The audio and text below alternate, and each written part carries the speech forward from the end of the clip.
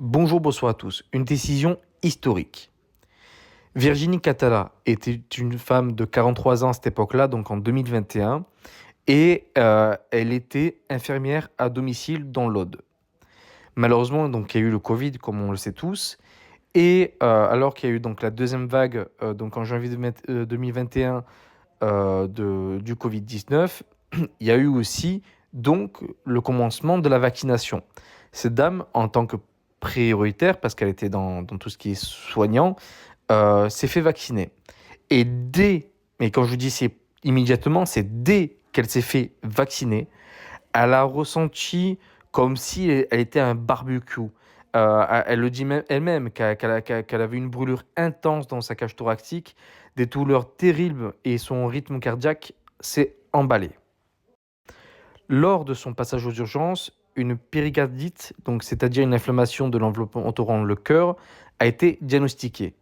Après plusieurs mois de traitement, ces souffrances malheureusement ont persisté et des symptômes restent quand même inexpliqués. Elle a dû malheureusement à ce moment-là arrêter de travailler et vendre son cabinet. Elle a en fait tout perdu, voilà, à cause de cette vaccination. En août 2021, l'ONIAM, l'établissement donc, qui est chargé d'indemniser les victimes d'accidents médicaux, d'infections, etc., lui a proposé donc de faire une expertise. Donc elle a fait l'expertise, mais d'après donc cette dame-là, euh, l'expertise qu'elle a subie n'était pas du tout adaptée à ce qu'elle ressentait et ce qu'elle vivait. Surtout qu'en plus, l'ONIAM lui a après proposé 1 324,80 €, ce qui est une honte totale.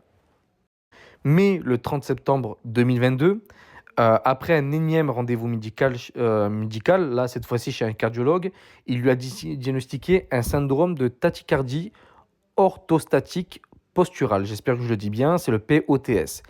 Et cette maladie, en fait, c'est les syndromes en fait qu'elle ressentait, mais que personne n'arrivait à comprendre, et même qui lui disait ça va passer, t'inquiète pas, c'est dans ta tête, etc. Et enfin, ce cardiologue lui a dit c'est ça, et elle a découvert d'où venaient les symptômes qu'elle ressentait. Accompagnée par son avocat, maître Alain Terral, elle a alors saisi le tribunal administratif de Montpellier et une contre-expertise est diligentée. Le 9 décembre 2024, le juge a rendu sa décision. Le juge a décidé que l'injection du vaccin contre le Covid-19 inoculé le 21 janvier 2021 était bien en, on va dire, en concordance avec tout ce qu'elle a subi et tout ce qu'elle a perdu. Bien sûr, le juge s'est appuyé sur plusieurs éléments. Déjà, l'apparition immédiate des symptômes juste après l'injection. De plus, l'avocat donc de la cliente, euh, il a apporté au juge une étude américaine publiée dans le revue Nature qui dit que oui, ce syndrome-là peut faire l'apparition en fait de ce syndrome donc à cause du vaccin. Excusez-moi parce que c'est vrai que je vais un peu vite et des fois je me mets un peu les pinceaux. C'est qu'en fait il y a beaucoup d'informations, il y a tellement d'informations que c'est hallucinant. Et je suis vraiment content pour cette dame parce que je pense qu'il y a encore beaucoup de personnes malheureusement qui sont dans la même situation que cette dame. Et donc, le tribunal administratif de Montpellier a condamné l'ONIAM à verser 63 000 € à cette dame. Mais bon, quelque part, je trouve ça quand même honteux parce que, bon, si on aurait été aux États-Unis, ça aurait été des millions. Ça aurait pas été 63 000 €. Cette dame, elle a quand même tout perdu. Elle a vendu son cabinet, etc. parce qu'elle ne pouvait plus faire son métier. Et enfin, ça peut. Alors, est-ce que c'est les juges en globalité ou est-ce que malheureusement il n'y a que ce juge-là, mais il y a peut-être des gens qui se réveillent enfin sur les nuisances de l'injection contre le Covid-19. Parce que ce n'est pas un traitement, hein, voilà, il faut arrêter de mentir. Ça a été bien dit plusieurs fois, à plusieurs reprises, et même dans des documents de ceux qui ont créé donc, les soi-disant vaccins, qu'en fait, ce n'était pas pour lutter contre le Covid, mais contre les tests positifs. Voilà, en gros.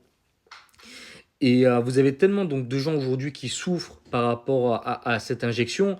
Je connais des gens qui ont même maintenant qui ont des problèmes de genoux, alors qu'avant ils n'en avaient pas du tout. Et ça, vous avez plein de personnes qui ont des problèmes cardiaques, etc. depuis l'injection, alors qu'avant ils n'avaient rien du tout. Et ils disent oui, mais au niveau risque-bénéfice, non, je suis désolé, le Covid-19, on a beau dire ce qu'on voulait, c'était une grosse grippe, mais c'était pas non plus la grippe, une grippe qui tue à tour de bras. Il faut arrêter un peu d'exagérer les choses. On a pris peur, certes, mais c'était pas, voilà, c'était pas non plus quelque chose où tout le monde mourait, une personne sur deux ou autre. C'était quand même, voilà, il faut arrêter la folie non plus. Donc je pense que le risque qu'ils ont pris à vacciner autant de monde, surtout sur un médicament, entre guillemets, médicament, je l'ai mis bien entre guillemets, qui n'était pas fiable et qui n'était pas testé à 100%, parce qu'il n'avait pas passé tous les tests qu'il devait passer normalement pour l'injecter aux gens. Enfin bref. En tout cas, voilà. En tout cas, je suis content pour cette dame. Je pense que quand même, elle aurait pu toucher quand même plus. Mais bon, enfin bref. En tout cas, n'hésitez pas à commenter, liker, partager, à vous abonner. Je vous remercie et à bientôt.